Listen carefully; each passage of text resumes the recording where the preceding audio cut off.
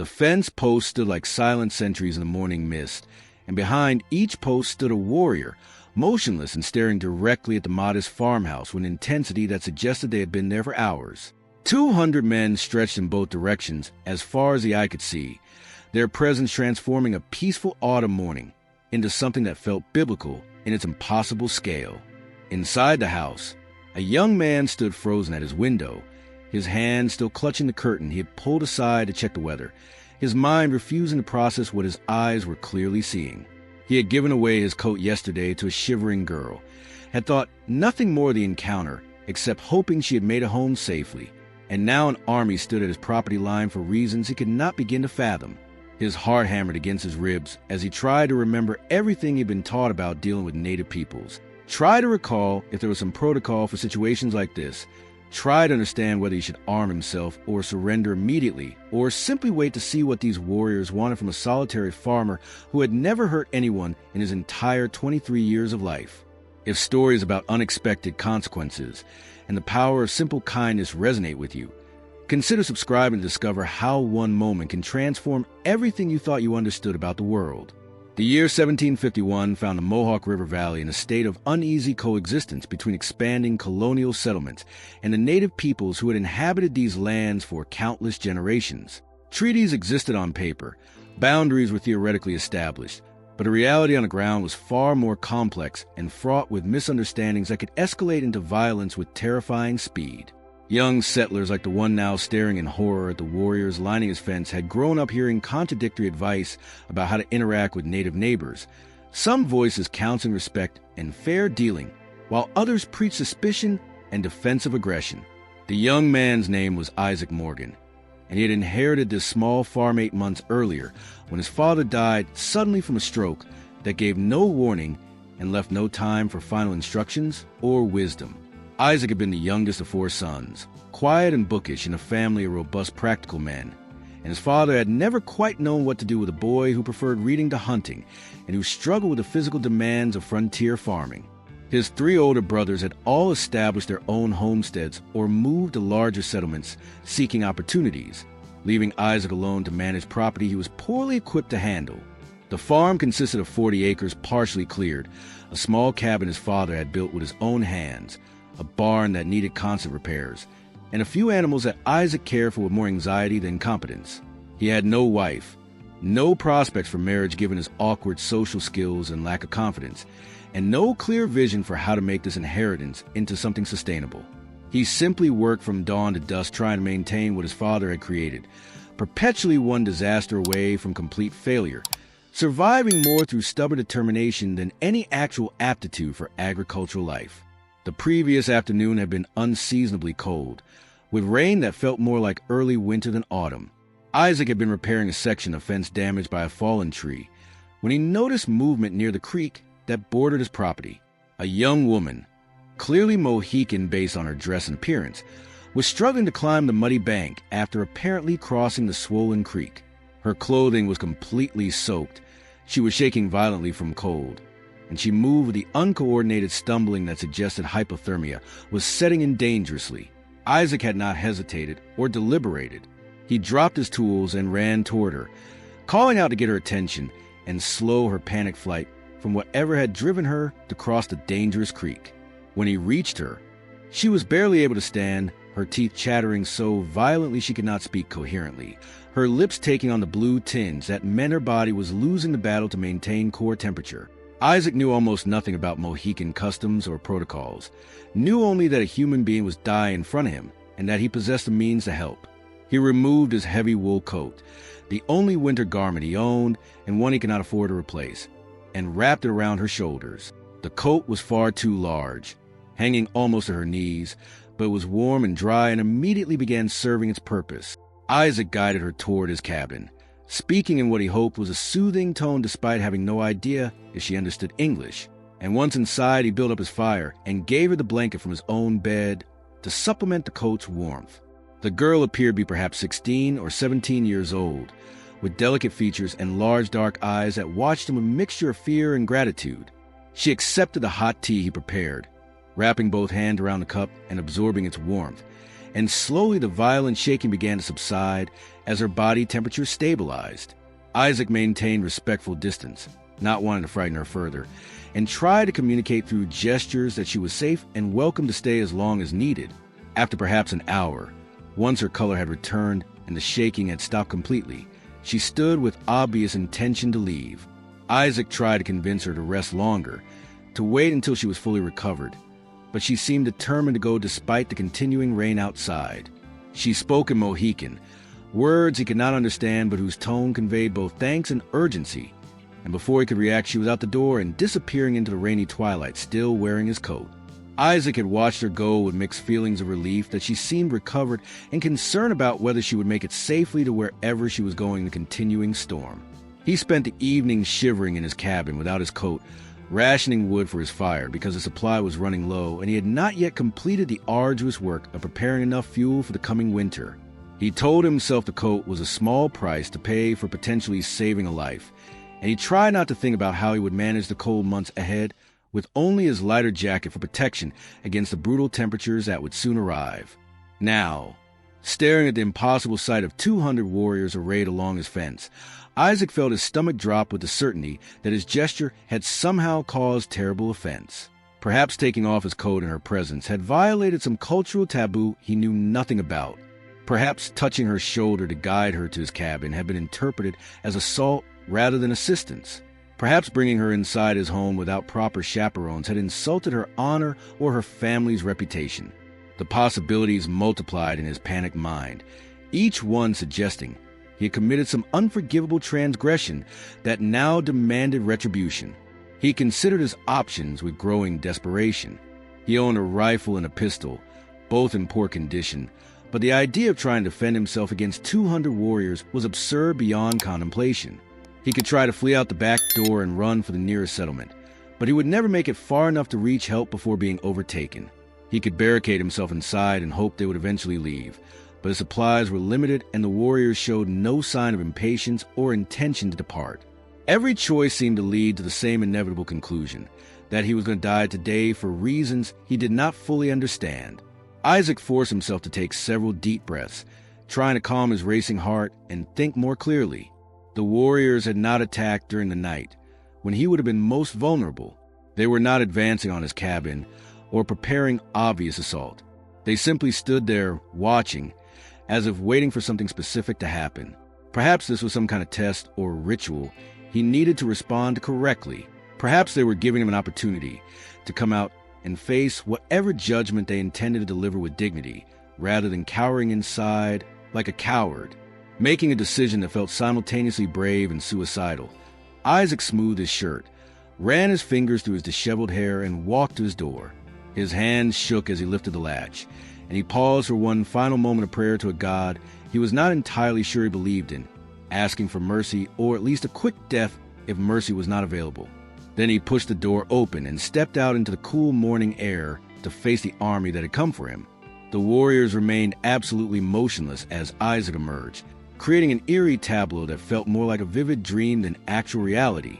He walked slowly toward the fence, keeping his hands visible and away from his body in a gesture of peaceful intent, and stopped about 20 feet from the nearest warriors.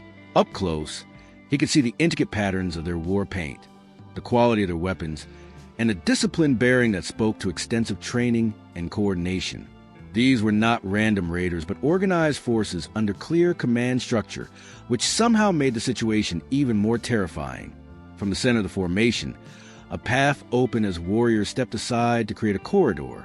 Through this opening came three figures: an older man whose elaborate dress and bearing marked him as a chief or leader of great importance, a younger warrior who appeared to serve as both guard and translator, and the girl from yesterday, now clean and dry and wearing traditional Mohican dress of exceptional quality.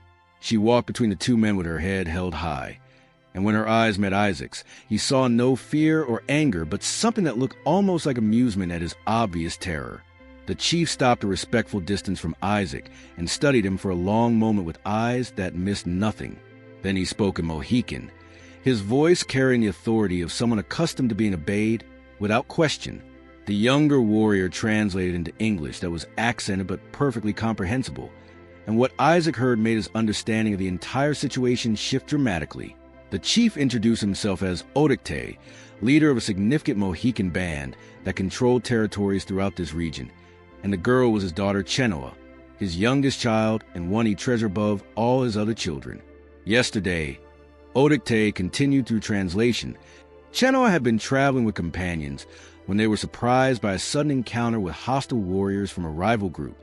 In the chaos that followed, Chenoa had been separated from protectors and had fled across the swollen creek to escape pursuit, knowing the current was treacherous but choosing that risk over certain capture. She had nearly drowned in the crossing, had pulled herself to the far bank with the last of her strength, and had been on the verge of death from cold exposure when a young white settler appeared and saved her life without hesitation or demand for explanation or payment. Isaac listened with growing relief and confusion. He had not caused offense but had apparently earned gratitude, yet the presence of 200 armed warriors seemed excessive for expressing simple thanks.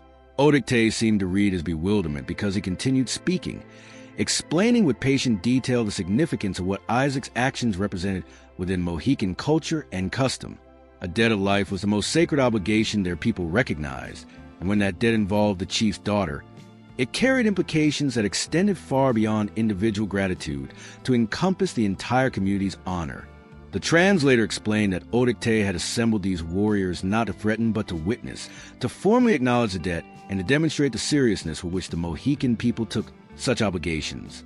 Isaac's gesture of giving his only coat to a freezing stranger, of bringing her into his home and providing warmth and care without knowing who she was or what benefit he might gain, had been observed by one of Chenoa's companions who had been searching for her and had witnessed the encounter from concealment. That witness had reported every detail to Odicte, who had immediately understood the profound nature of what this young settler had done. The chief spoke at length about honor and reciprocity, about how debts must be repaid according to their magnitude, about how saving his daughter's life created an obligation that could only be satisfied through extraordinary generosity in return. He gestured toward the warriors, explaining they brought gifts, supplies, and tools and animals that would transform Isaac's struggling farm into something viable and prosperous. But more than material goods, Odicte was offering alliance and protection, declaring Isaac to be under the formal guardianship of his band, which meant any threat to Isaac would be treated as a threat to Odicte's own family. Isaac stood speechless, his mind struggling to process this reversal of everything he had feared. He was not being punished but honored, not facing death, but receiving life-changing support, not losing everything but gaining security and resources he had never imagined possessing. He tried to formulate a response that would adequately express his gratitude and his complete surprise, but words failed him entirely, and he could only stare at Odicte with an expression of stunned disbelief. Chenoa stepped forward then and spoke directly to Isaac in halting but comprehensible English, apparently having learned the language from traders and missionaries. She thanked him formally for saving her life, acknowledged that he had sacrificed his own comfort to provide for hers, and stated that she would never forget his kindness or the gentleness with which he had treated her despite her vulnerable position. She produced his coat, which had been carefully cleaned and mended where it had torn, and returned it to him with a small bow of respect that seemed to carry ceremonial significance. Isaac accepted his coat with trembling hands, overwhelmed by the formality of the moment and the realization that his simple act of compassion had initiated something far beyond his comprehension.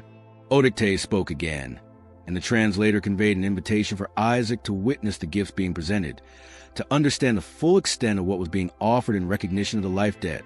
The chief gestured toward the warriors, and at this signal the formation shifted with military precision, revealing wagons and pack horses loaded with supplies that had been concealed behind a human wall. The warriors began unloading with organized efficiency that spoke to careful planning. They brought tools of quality far superior to Isaac's battered implements, steel axes and saws that gleamed with newness, plows and other farming equipment that would transform his ability to work his land. They brought barrels of preserved corn and smoked venison, enough food to see him through the entire winter without the constant anxiety about starvation that had haunted him since his father's death. They brought blankets and furs, cooking implements, bags of seed for spring planting, and countless other items that addressed needs Isaac had not even articulated because they seemed beyond his capacity to fulfill. Most remarkably, they brought livestock, 3 cows, a breeding pair of pigs, a dozen chickens, and 2 strong oxen that would multiply capacity for clearing and plowing exponentially. Isaac watched in stunned silence as a struggling farm was transformed before his eyes into a genuinely viable operation, as months or years of backbreaking work was accomplished in a single morning through the generosity of people he had never met and who owed him nothing according to his understanding of how the world worked. Odicte explained through translation that these gifts came not as charity, but as payment of debt, that Isaac's honor required accepting them just as Mohican honor required offering them. Refusal will be interpreted as rejection of the relationship being established, as suggesting that saving Chenoa's life was not worthy of such recognition, which would insult both the giver and the receiver in ways that could create lasting offense. Isaac understood he was being given no real choice in the matter, that cultural protocols he barely understood were unfolding around him, and that his role was to accept with grace and gratitude rather than protest his unworthiness. But Odicte was not finished.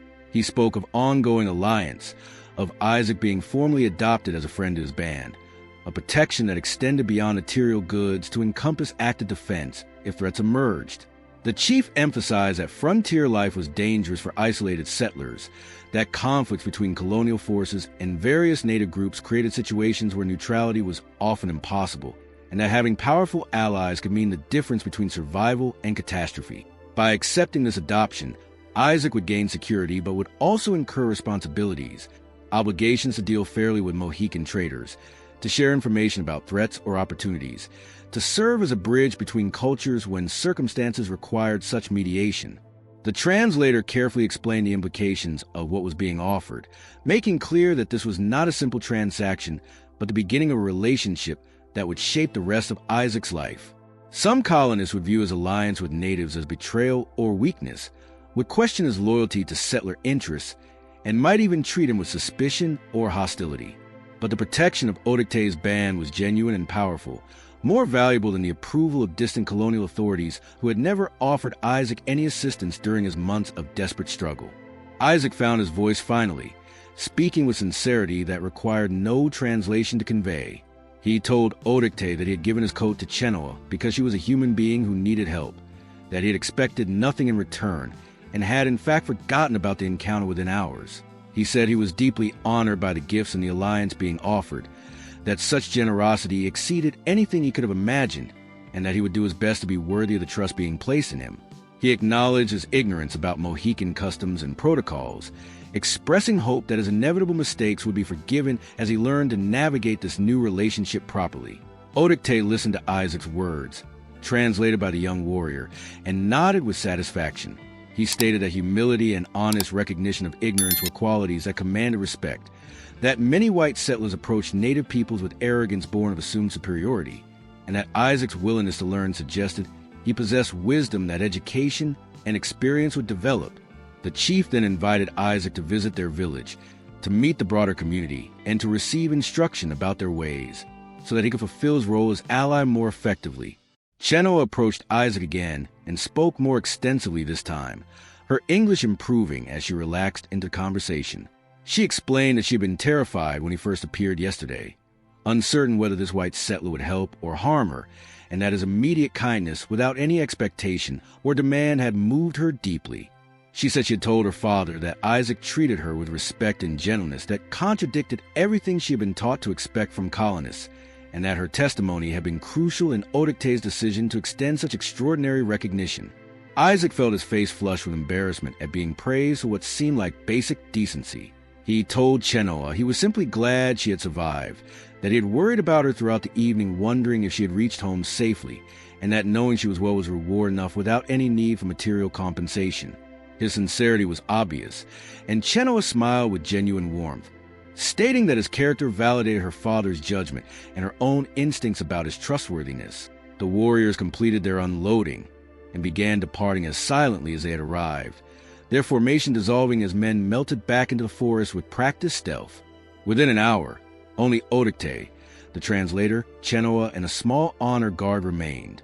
The chief spoke final words of formal blessing over Isaac and his property, invoking spiritual protection that seemed to carry weight beyond mere rhetoric, and then he too prepared to leave.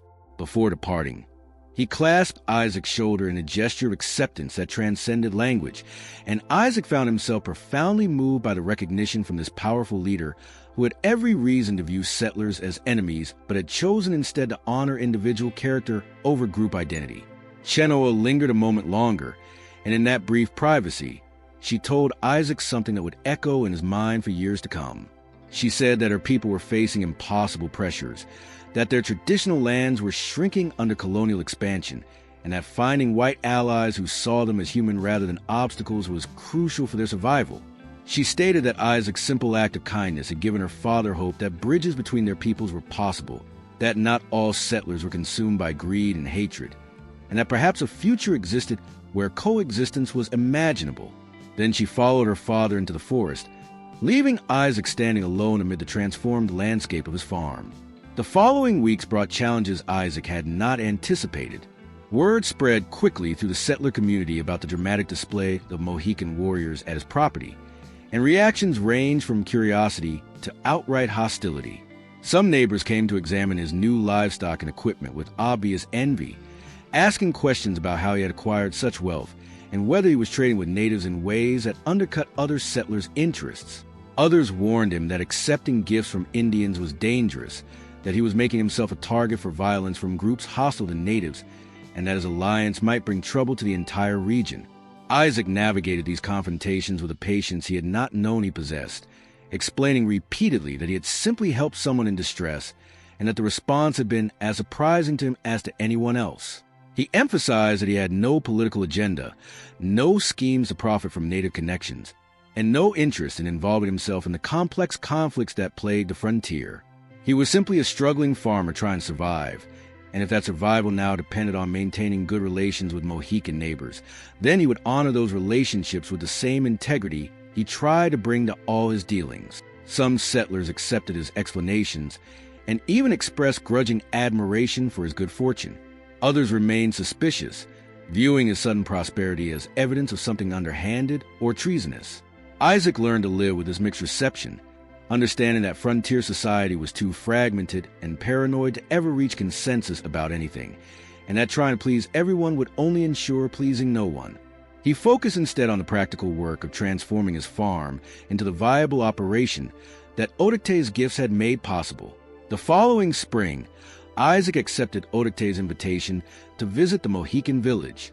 The journey took a full day of travel through territories he had never explored, following trails that were invisible to his untrained eyes but clearly marked for those who knew how to read the subtle signs. Chenoa had been sent to guide him, accompanied by 2 warriors who served as both escort and protection, and she spent much of the journey teaching him basic Mohican phrases and explaining customs he would need to understand to avoid giving offense. The village was larger and more sophisticated than Isaac had imagined, with longhouses constructed using techniques refined over generations and a social organization that revealed complex governance structures he had assumed did not exist among native peoples. He was introduced formally to the community, presented to elders and important families, and treated with a respect that both honored and humbled him. Odicte hosted a feast in his honor, and during this gathering Isaac heard his own story recounted with embellishments that made his simple act of lending a coat seem far more heroic than reality warranted. But he also listened to other stories, accounts of villages burned by colonial militias, of families displaced by settlers who claimed land through legal documents that natives had never agreed to, of children stolen and forced into European schools designed to erase their identities, of systematic destruction of ways of life that had sustained these people for thousands of years. The stories were told without excessive emotion, as simple recitations of events that had become grimly routine, and their matter-of-fact delivery made them somehow more devastating than passionate laments would have been. Isaac began to understand the context within which his small act of kindness had taken on such significance. In a world where most interactions between settlers and natives involved violence or exploitation, where trust had been repeatedly betrayed and promises routinely broken, any gesture of genuine compassion became noteworthy precisely because it was so rare. Odicte's extraordinary response was not about the code itself, but about what that gesture represented, a glimpse of the possibility that human decency could transcend cultural boundaries, and that individual relationships might offer hope even as larger political forces drove their peoples toward inevitable conflict. Over the following years, Isaac's relationship with Odicte's band deepened into genuine friendship that enriched both sides.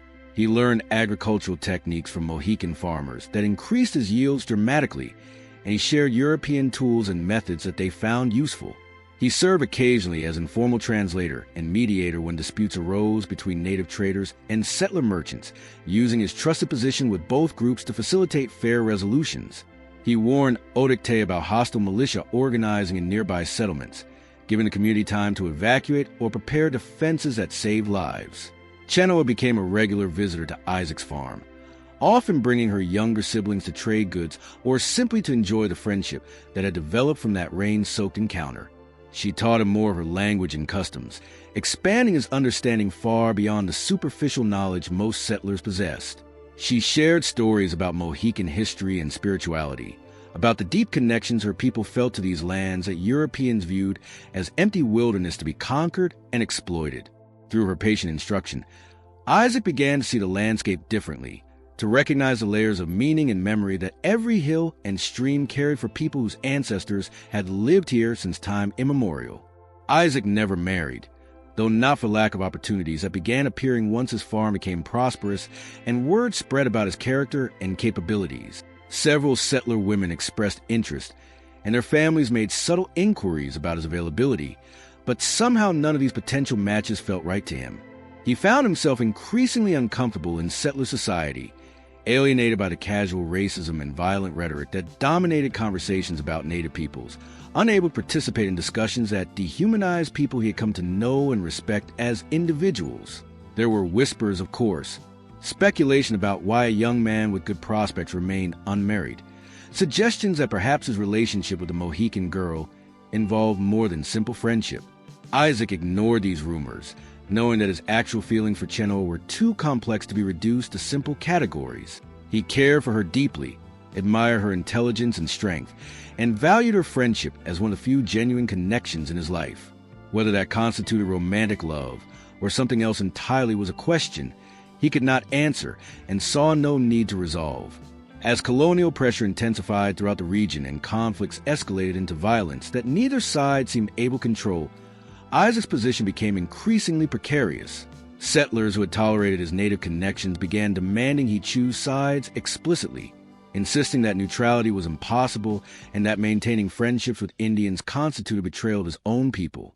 Odicte's band faced similar pressures from more militant factions who viewed any cooperation with whites as weakness or treachery. Both Isaac and his Mohican allies found themselves caught between forces that wanted absolute loyalty and would accept nothing less. The breaking point came during a brutal winter, when a rogue militia group attacked a peaceful Mohican village, killing dozens of people, including many women and children. Survivors fled to Odicte's territory seeking refuge, and the chief sent urgent word to Isaac warning that retaliatory raids were being planned against settler farms and that he should evacuate immediately to avoid being caught in the violence. Isaac faced an agonizing choice between fleeing to save himself or staying to defend his property, knowing that abandonment would likely mean losing everything he had built, but that remaining could result in his death. He chose to stay, but not to fight. Instead, Isaac transformed his farm into a refuge, opening his doors to any settlers willing to shelter there under a white flag of neutrality that he hoped both sides might respect. Some neighbors accepted his offer, bringing their families to the relative safety of his property, which Odicte had promised to protect as long as Isaac remained neutral.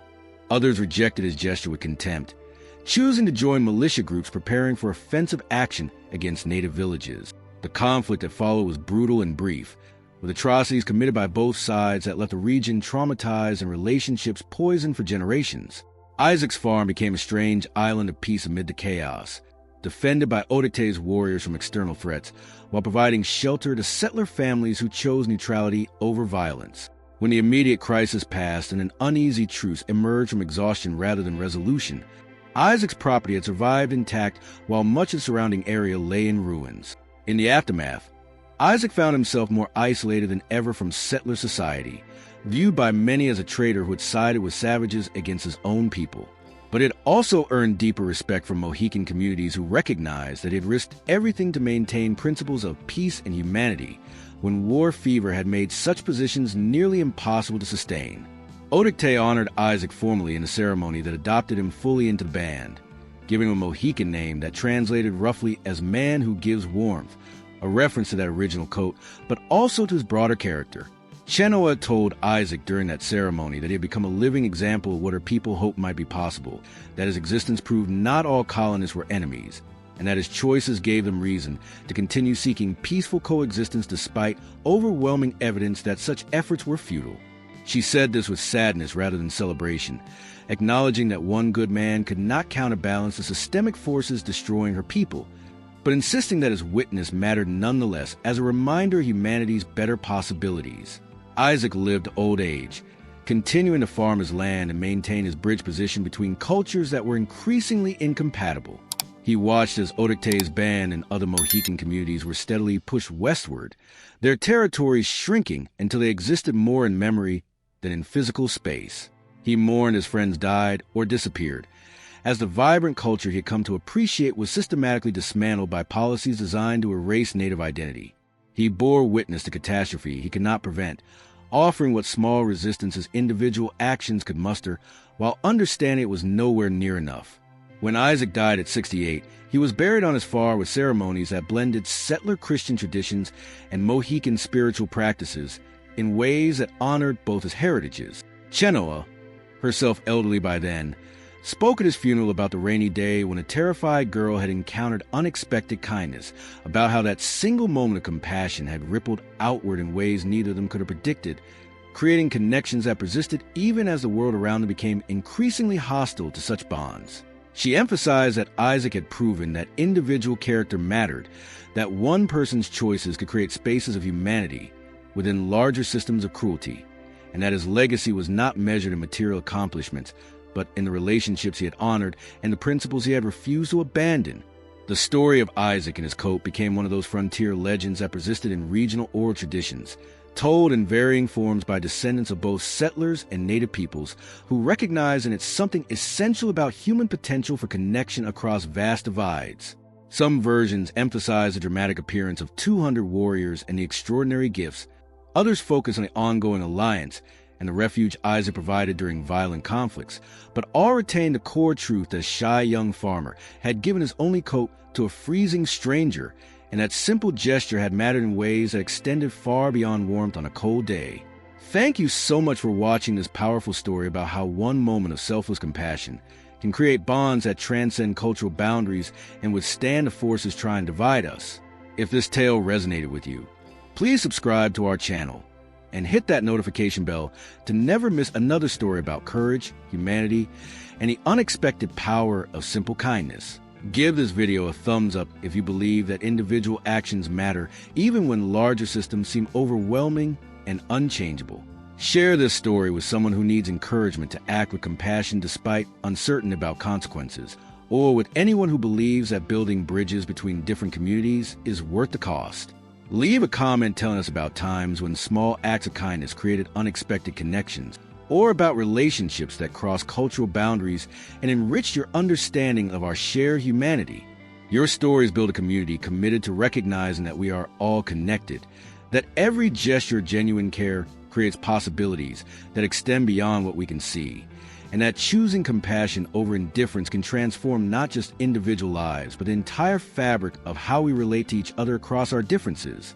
Until next time, remember that you never know when a simple act of generosity might become the beginning of something far larger than you imagine, that giving what you can spare to help someone in need can create ripples that touch countless lives, and that sometimes the most profound impacts come from the most straightforward decisions to simply be kind when kindness is needed.